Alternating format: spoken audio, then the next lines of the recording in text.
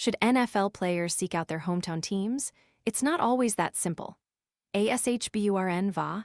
Nick Cross was born in Bowie, MD. He played high school football at DeMatha Catholic High School in nearby Hyattsville. His college ball came at the University of Maryland, just around the corner.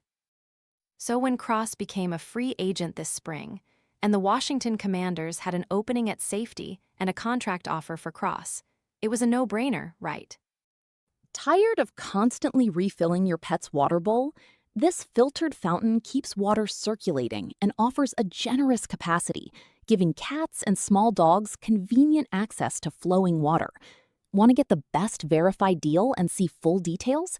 Visit grabdeal.us/5 right now. Advertisement: play your home games in the same county where you were born, raised, and played your high school and college careers. Anyone would sign up, it would seem. You want to go where you can play and put your skills on display, Cross said. You want to go where you're going to have an opportunity and where you think you can win. That's all that matters for me in football: put my skills on display and go out there and do my thing. Which brings us to one of the most discussed people at Commanders training camp who actually isn't at Commanders training camp. No, not Brandon Ayuk. Let's put him and his high Instagram right to the side for a while. That would be Stefon Diggs. The veteran receiver grew up in Gaithersburg, MD, a short drive from Washington. He went to Good Counsel High in nearby Olney. He, too, played collegiately at Maryland. The conventional wisdom, outside team headquarters here, at least, is that the Commanders need more talent and depth at wide receiver. Diggs is coming off an 85-catch, 1,013-yard season with New England, his 7th 1,000-yard campaign in the last 8 years. It's not always that simple, said Tim Settle Jr., a Commanders defensive tackle now, a lineman growing up at what's now known as Unity Reed High School in Manassas, Va. Here's the thing: the idea of professional athletes playing at home seems ideal. Home might be where your closest and oldest friends are. But home can be where the hangers-on are too. If they can reach me, Settle said, smiling, you got to be smart about it. Settle was drafted by Washington out of Virginia Tech in 2018. He left as a free agent for Buffalo in 2022 and returned to Washington this offseason after 2 more seasons in Houston. He knows what it's like to build a professional life in surroundings both completely familiar and absolutely foreign. Advertisement: I got my fan bases out here, Settle said. It's just a familiarity with the area, and people are familiar with me. I know when I go somewhere, I got higher praise here than I would in, like, Texas. I could stay at my grandma's house tonight if I wanted to. I wouldn't even have to ask. Those are the benefits, and they're obvious. It's good to be around my mom, my dad, said Cross, who understands that getting around Beltway traffic from ASHBURN to Bowie isn't like living across the street. But there are drawbacks to anywhere you play. There are some examples of drawbacks in Washington's recent past. Chase Young played collegiately at Ohio State, but he grew up in Prince George's County, MD, and played at St. Vincent Pallotti High School before transferring to DeMatha.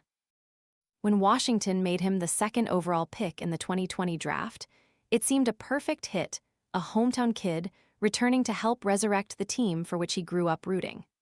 That's in part because then head coach Ron Rivera and his staff proved overmatched in assembling a roster and coaching it up. But it says here that Young didn't benefit from playing near home. Take October of 2023, by which time Young had missed time after blowing out his knee and had underproduced when he was on the field. On the afternoon, Grant and Danny radio show on 106.7, The Fan, co-host Grant Paulson used some time to do what radio hosts do: break down numbers and discuss performance. It's okay to fairly criticize these players. Well, darned if the station phone didn't ring, and damned if it wasn't Greg Young, Chase's dad, on the other end. Do you have the numbers of how much he's double and triple teamed compared to the other guys? Greg Young challenged Paulson. Greg Young cited some statistics to try to defend his kid. Paulson pushed back on those numbers. The point isn't whether Greg Young was right or wrong. For clarification, he was wrong. The point is a grown man being paid millions of dollars to perform, professionally, doesn't need his parents driving around in cars listening to radio criticism and then calling the station in their defense. It isn't always the best place to develop professionally. There's a lot to consider when you're making a choice, Cross said, but the fit and the opportunity have to be what's most important. Which brings us back to Diggs. Wouldn't the fit and opportunity be perfect in Washington? Through the first 4 workouts of training camp, the Commanders have put some combination of Treylon Burks, Van Jefferson, and Luke McCaffrey alongside top wideout Terry McLaurin with the first-team offense. Total catches in 2025 for that group: 50, or 35 fewer than Diggs had on his own. The Commanders, a person with knowledge of the situation said, are keeping tabs on Diggs. Diggs, who occasionally worked out at the Maryland facility this summer, appears content to see if he can land a 2-year deal even as he turns 33 in November. Cross signed with his hometown team this offseason, but not because it was his hometown team. Somewhere out there, Diggs is hoping he has options. Maybe one will be his hometown team. There's way more to think about, Cross said.